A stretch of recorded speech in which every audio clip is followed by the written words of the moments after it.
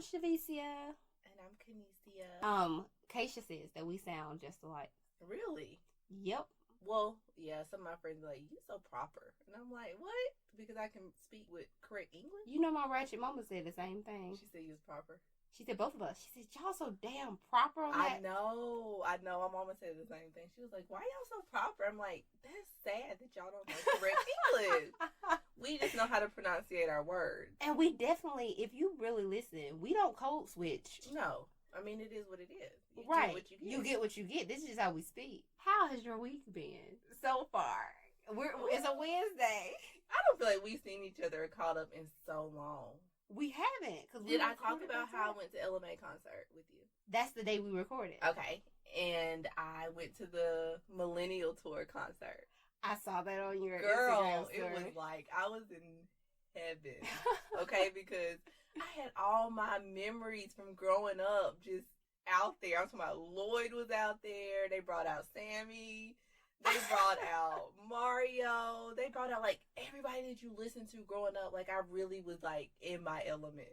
Best time of my life. I did that. I just went to a Braves game last Thursday for the first time. That was really nice. That was your first Braves game? No, I went to a Braves game last year, but the vibe this time. Like, we were right behind the seat, like the players. Oh. Like, club seats. It came with $10 to get whatever you wanted in the park. It was nice. My friend took me as part of their job. So that was fun. I've been doing some reading and studying, you know, all that good stuff. What you been doing? You know, I went to see Maxwell and Kim. How was it? Amazing. Well, actually, I'm going to be serious. Maxwell played. He was playing. Really?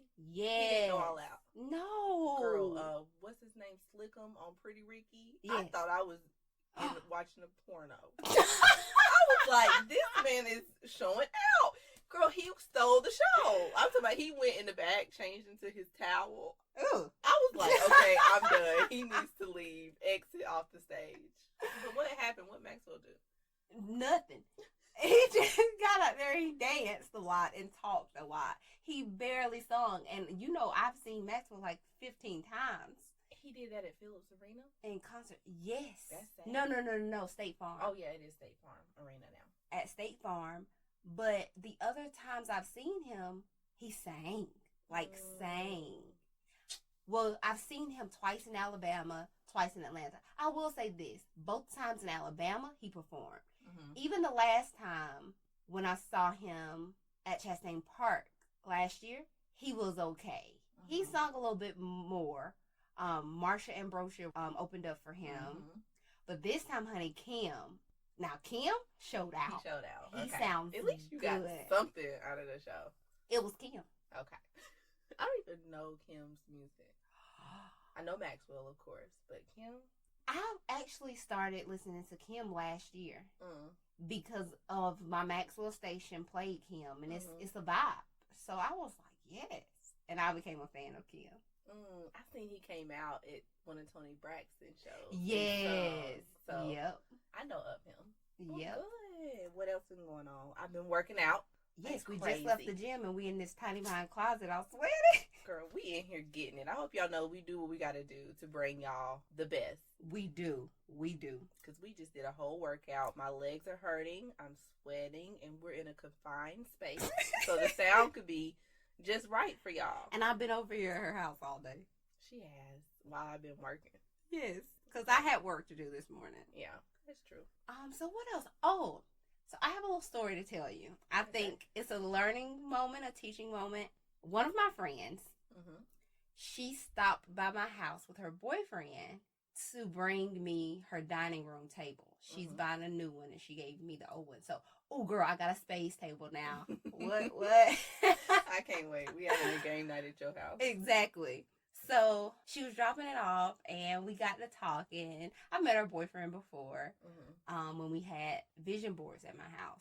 And she was talking about the podcast episode where I was talking about my ex and how she loved him. She loved this particular ex because he was, she loved him. Which one? The one in the last podcast that we talked about with the show. I know, but I don't remember exactly which ex. The only one, the show was mainly about him. I can hear See My Ex Calling. Okay. Yeah. Oh, him. Okay, got you. Okay, I'm keeping up. I know we mentioned stories before about our exes in multiple times, because remember you talked about that guy from Macon that you took to Macon and it was a bad experience. All of them was a bad experience. Okay, go on with your story. I do apologize. So she loves him. She thinks he was the most thoughtful person.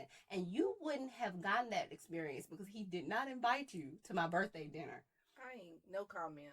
So yes. So she thinks he's the most thoughtful, which we have so much love for him. Yeah. But when he planned that birthday dinner for me, that blew her out the water because he invited all my friends from back home up here to experience that with me. But I was not that satisfied with it because everybody was here but my friends who live here. Yeah, but he didn't know because I didn't get an invite. Right. He knew of you. He just, I don't know how he didn't contact you, but he reached out to people 2 hours away. But that's okay. He tried. Yes. And I appreciated that, but that is why that relationship did not work out, because his thoughtfulness was just not where I needed it to be. He thought, but not like I thought. So she's explaining this to her boyfriend.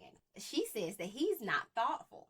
She's like, that young man put in all that thought, even though the dinner was terrible. Like, we're at an Italian restaurant. His favorite food is Italian. Mine is seafood. We should have been at Papado. That's how I felt. So I'm listening to her talk about her boyfriend while he's sitting there. He's saying, I am thoughtful. She was like, I talk to her when you're not around. She know you lied. Wow. So I say, is it possible that he does think? He said, I think of things sometimes, but I don't mention them to you. I said, is it possible that he is thoughtful? You just don't appreciate his thought.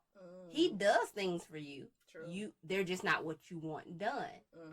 So then I go into comparison. I talk about another relationship after that one and how that was particularly my favorite one because of the level of thought. He thought just like me. And this is where it gets interesting because most of my friends were not on board with this situation. She was like, ugh. I'm like, why don't none of you guys like him? And she says, because he was controlling. I said, no, he was not. I don't get why you guys said that. He was not controlling. He just was assertive, Oh, got it. I'm comparing. Oh my gosh, I'm so sorry. Okay. Yes. It's so crazy how my friends have favorites of my exes. That's oh, child. So she was talking about her favorite, and he was her favorite because of his level of thoughtfulness. So then I said, no, if we really want to talk about what I enjoyed, let's talk about what I enjoyed. And right? Got you. My thoughts were so backwards on that one. I hope you know. Okay, we'll get there. So yeah, I tell her that, and she says that he was controlling. Now I'm about to bring this home. She says he was controlling. And I said, I don't see why you guys thought that. He was not controlling. Anything that I went along with was my desires. And the reason that was what I preferred, his level of thoughtfulness matched mine. He thought just like me. And that's why I appreciated it. Why was he controlling? She said, well, he wasn't necessarily controlling. You just submitted to him. And I was like, here we go. We're finna bring this home. Ooh. Teaching moment. I said, isn't that what you're supposed to do? And she's like, well, yeah. And she starts thinking. And I said, I submitted to him because it was easy. He thinks just like me. If I need something, I just can speak it and it's done. It's done well because he thinks just like me. It made my life easier. And then she looks at her boyfriend. I done made my point now. And she goes, see, you see what she said? She don't have to think. That's what I need. She don't have to think. And then we're talking through this further and she goes, you know what? Maybe I make it hard for him to do that for me. Because I started describing ways, both of them, because I've dated a lot of thoughtful people, actually. Things that they did, like the $20 in my phone case. And I opened my phone and boom, I got lunch. Or the notes on my car when we lived together. Even sending Carmex in the mail. And I'm describing all these things and she's loving them. But then she says, maybe I don't allow him the opportunity to do that because of this man, for example, I would love someone who could just take my keys and go put gas in my car, take my car to go get washed. But I know if we're sitting at the house and this young man reaches for my keys, I'm going to be like, where you going? Yeah, that's true. And I said, exactly. She got That's it. She got it. That is it. That's what he was hitting on earlier when he said he thinks, but he doesn't tell you and he doesn't move forward because he knows you're already going to be apprehensive. Mm-hmm. So the things that you want to be done, he can't even do it. You don't give him the space to do it. That's deep. That's true, though. That's true. That's where I'm at, though. I've been that person. I've been that person. Sometimes when you've been through things, you immediately shut down on all things. And you hear all the time, you should not go into something with the expectations or treating this person like what happened in your past. But for me, time after time, it always happens. Like, my mom's asking me, who was you out with, a girl or a boy? And I was like, a boy. She was like, oh, you gonna find a reason to run him off. Aww. And that, hurt me. I was like, I can't even believe that my own mom, she don't even know how to keep a man. And she's telling me that I'm gonna find a reason to run him off. So I had to, humble myself and just submit. You have to be free. Right. With whoever that you're dealing with. It's not fair. It's not right. fair to them. My motto is be welcoming to receive whatever they are willing to give. Yes. But also be discerning enough to, if what they're giving is not enough for you or not what you want, let their asses go. Let it go. Let it go. Yes. But you should be open to see whatever's coming. Yeah. Because you can't shut yourself out when you give, and you give from a good place and a good heart, and then you're not receiving it. You got to analyze, am I the one that's blocking the receiving? Exactly. Be open to receive what's coming to you because you deserve it. If you expecting stuff, but then you always got this guard up, how you think it's going to ever come to you? Exactly. You're blocking it. You're stopping anything from coming that you truly deserve. Right. And I told her, I called her out because the last time we spoke about him earlier in the year when I went to visit her, she was telling me things like she got a gift for her birthday and she told me she picked it out. She told him what to buy because she wanted a certain thing. And I suggested, moving forward, you want a certain action out of him, how about you start treating him the way you want him to treat you? Yes. If you want thoughtfulness, be thoughtful. Send him something. Show him what it is, how to do it, but you do it towards him and it'll make the whole relationship better. And I asked her, I said, don't you remember what I told you? And she was like, oh, yeah, you haven't been doing it. Yes. So, yeah, I love it. I just wanted to share that. I love it. I've caught that, too. I've caught that for myself. Yay. And I'm excited about that. So today's topic. Oh, that goes hand in hand. We're talking about our spiritual gifts. And you just said you have to be discerning enough if you're going to be open to receive. And with you saying that, that is one of my top spiritual gifts is discernment. I've always known this, though. I've always known it because I'm so friendly, but only to what I know is good for me. I'm friendly to the point to where I can start a relationship with somebody, realize when you start seeing more of their true colors, and immediately know, all right, that's it. Right. I'm done. Also, my discernment picks up with people that are close to me are dealing with. Yeah.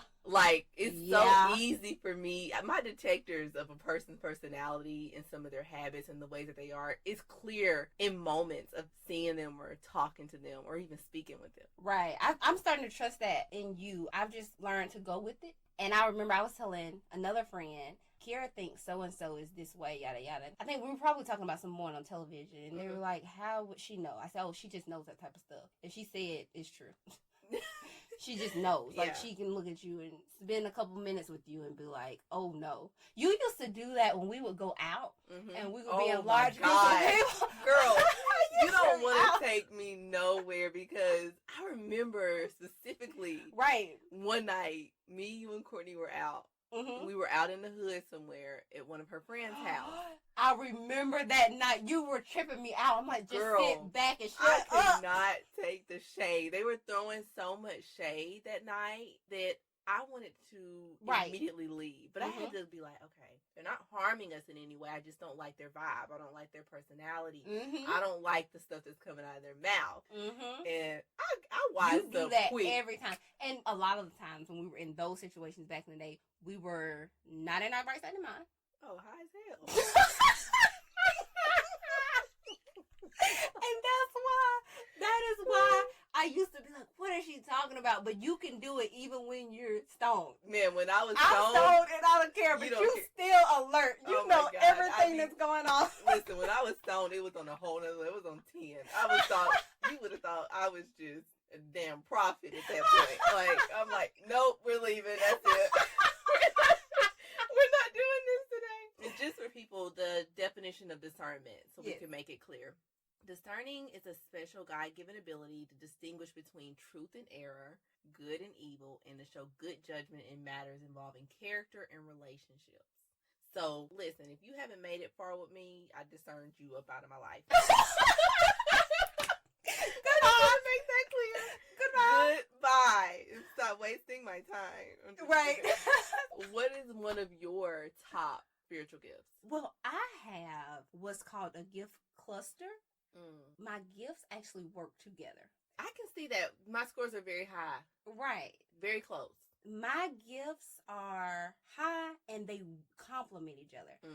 So my number one gift is teaching. Of course. And my third, and I mention my third because it relates to what I'm about to say, is exhortation, which is the gift of encouragement, encouraging people. So in the story I just gave, for example, I used both of those gifts. I was able to encourage my friend and her partner while also teaching them at the same time. Yes, you are definitely a teacher. Like, you will give somebody the facts immediately, show them where to go, point them here, give them the thought behind it, as well as push them. Like, okay, now go do what I told you to do. Exactly. According to the definition under my spiritual gift, it says you have the spirit-given capacity and desire to serve God by making clear the truth of God's word with accuracy. And then when it talks about my gift of encouragement, I love this one. It says your goal is to present material that enables the Holy Spirit to promote change in the student's life. You reach out and help Christians become mature. Yes. That's you all day. Right. That's you. That's you in a nutshell. Like, you're going to get the real from her whenever you come encounter. Right. And she's going to point you in the right direction.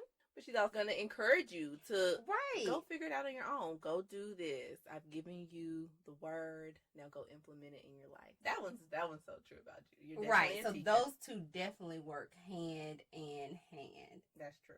Ironically, because on this test that I took, they have a chart of where you fall amongst most Christians. The people who have strong scores in these two gifts are pastors. And you know, when I saw that, I was like, oh, hell no. You ain't trying to pastor. No. There is a spiritual gift of shepherding, which I have a 5 in. Most pastors have a higher number in that. Okay, so that just go ahead and confirm. I'm not your pastor. Not. I feel you. I'm not a pastor either, by any means. Next for me is mercy, which was very, very high with the discernment piece.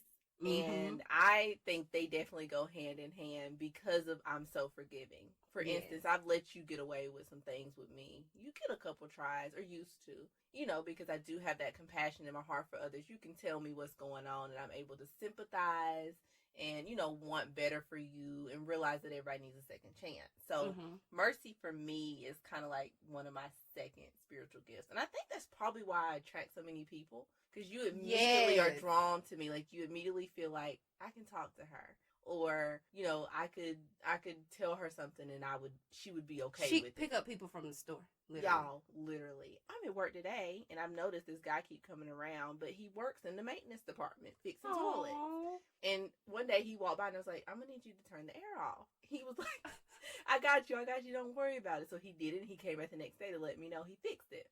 So I've noticed, because I've been so inviting, that he keeps coming back. Aww. And my coworker in front of me was like, you have a stalker, don't you? And I was like, no. I was like, he just wants to talk. Like, he's bored. He's walking around fixing toilets all day. Why not come talk to me? You know what I'm saying? But I feel where he's coming from. He's starting to talk about his life a little bit and his daughter. And I was like, I'm so inviting and warm for people. You know what I'm saying? I always find that soft spot in my heart to just be there. I'm like, clearly he ain't been able to talk to somebody, or he wouldn't be coming to me as a stranger, you know, just to talk. So mercy is definitely my top spiritual. And I think mercy is hand in hand with compassion, which is what I'm ultimately saying. Like, I do feel compassion for others. And, I know that everybody is not perfect, and everybody needs that chance when somebody else isn't giving it to them. And I always feel like that's where God uses me. I wouldn't be surprised, though, if at some point your gifts shift or you get a new one.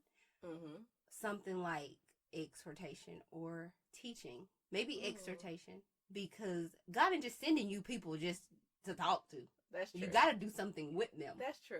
And you don't go seeking them, so that's not evangelism. But if they come to you, eventually he's going to tell you, he's going to teach you what to do with those people. I've been catching on to that. People have been like, I'll have a conversation with somebody, and they'll call me or hit me up the next day like, hey, what'd you say? And I'm like, girl, I don't know. Like, that wasn't me. Like, once I get involved with you and I start talking to you, it's from there, it's spirit-led. Right. Based on our post today, I'm like, God, that's what I pray for. I pray that they don't know where you enter and where I end. You know what I'm saying? Right. Because I want it to be from you. I want you to feel me so that they hear you and that they know that this is from you and that they can also have you. Well, my second spiritual gift, which used to be my strongest one, but now it's my second strongest one, is the gift of administration. Girl, that's what you do. You boss people around all day. She is a whole boss. Putting stuff together, fixing things. Yep. All day. That's me. I think that's your first one overall. Like, because you will get some stuff in order immediately. It was. My gifts are ranked 17, 18. 19 is now teaching. 18 is administration. 17 is exhortation. It says that as an administrator, you are a take charge person who jumps in and starts giving orders when no one is in charge. You will put a plan on paper and start delegating responsibilities. You may lean towards organizing things, events, or programs, or towards organizing people, emphasizing personal relationships and leadership responsibilities. That's you all day. You do it with faith, love, and shade. I do. Shabisi is like, okay, get in order. I need you to do this, and third, and get it to me. Thank you.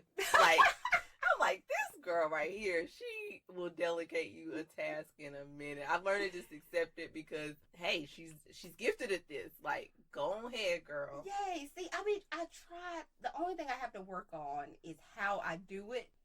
Because you can't work with everybody and direct them the same. But I'm just a let's get to the point type of person. We have a goal. You do this, you do that, you do that. The goal will be reached. We'll need to talk about nothing else. Just get it done. Maybe come back and ask a question if need be. But what are we talking about? You are working on it. You're working on it. I am. You are. Because that's just going to be the way that God's going to be able to use you in a bigger capacity that you can even fathom.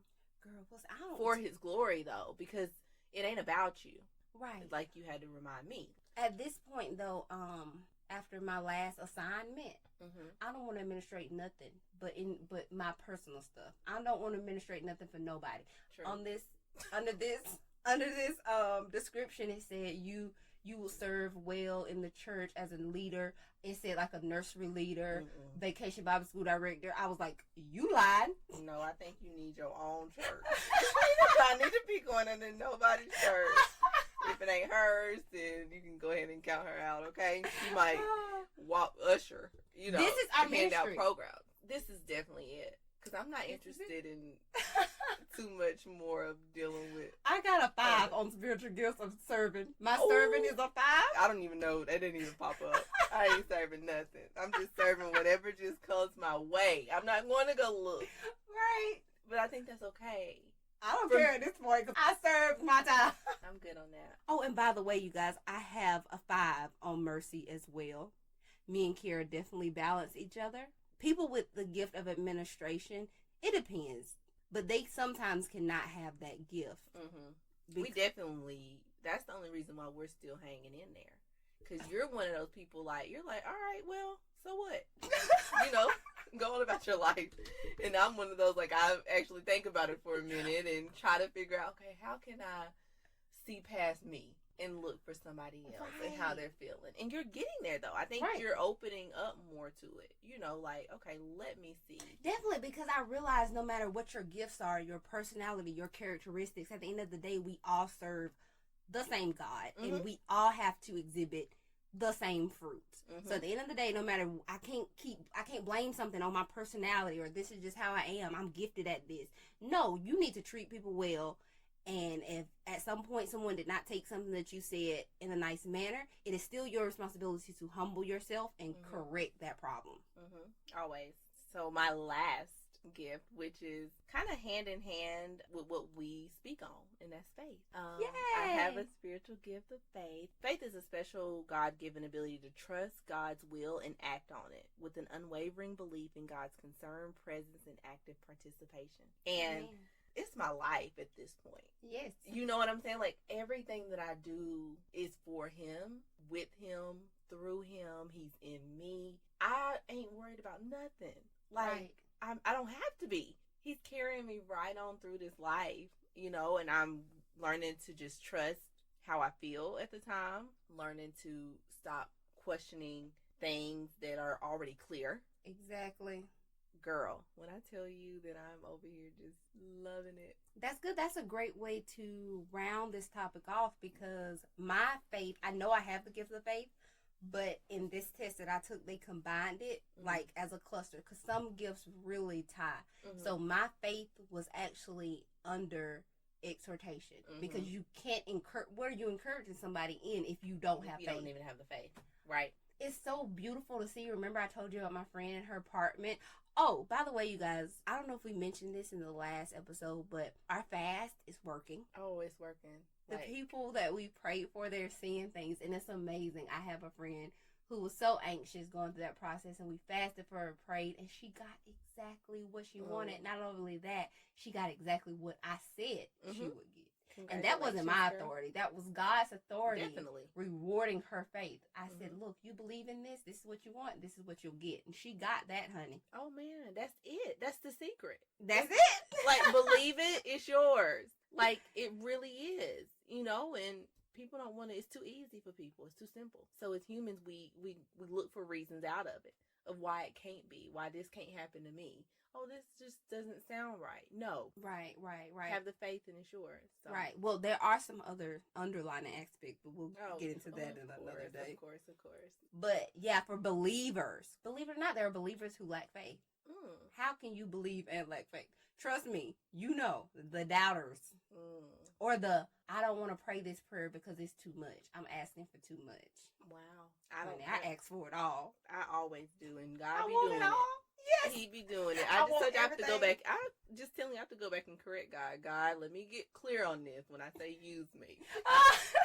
Because you're getting a little out of hand with using me at this point. But he definitely hears you. And he's open to anybody. That's really my biggest goal in life, is that God's available for any and everybody who wants him and accepts him. And I just pray that they do. I was just talking to my coworker, like, my goal is I want people to experience a relationship with God. That's really my biggest dream. I want everybody to experience it because it has changed my life. Girl, yes. It has changed my life. And he's welcoming. I'm reading Luke with Keisha, and there is a verse where he's at the house of a Pharisee who welcomed him, and the lady with the alabaster box comes in to wipe his feet, and she's crying on his feet. She's cleaning them with her expensive perfume, drying his feet with her hair. And the Pharisee is like, how he a prophet? How he a prophet and not know the sins of this lady? Because she was, I'm assuming, a harlot. And Jesus hears his thoughts, and he's basically like, there's a man who loans one person $500. He loans another one $50. Neither one of them can pay him back. Which one is going to be more grateful that he lets the debt slide? The Pharisee answers, the one who he loaned $500 to. Jesus like, exactly. He was basically saying, she is acting like this because she has a lot to be forgiven for. You, on the other hand, think you all right. You ain't anoint my head when I walked in this door. You didn't offer me nothing to drink. You ain't did nothing because you think you got it all together. That's why she's down here. And then he tells her, he says, your sins are forgiven. And then they got something to say about that. Who is he to forgive sins? I don't like them. I don't like the Pharisees. I didn't like them to begin with, but as I read this, I'm reminded how much I don't like them. Oh my goodness. Gosh, I don't like them. And then he said to them, because we know a lot of people like this, y'all, talk about John the Baptist because he's always praying. He's always fasting. He don't drink wine. And y'all talk about me. You supposed to be the Messiah, but you always at parties and you always drinking. Which one is gonna make y'all happy? Because, John the Baptist never touched alcohol. Mm-hmm. He was sent before God to prepare the earth for Jesus. Mm-hmm. Jesus got here, and him and all his disciples were turning up. And the Pharisees didn't like neither one of them. They didn't like John the Baptist nor Jesus. Girl, when you're unhappy, you don't like nothing. Exactly. Thank you. When you're unhappy, you don't like nothing. And minding other people's business is what made you like that. Woo! That's a whole nother show. A whole nother show.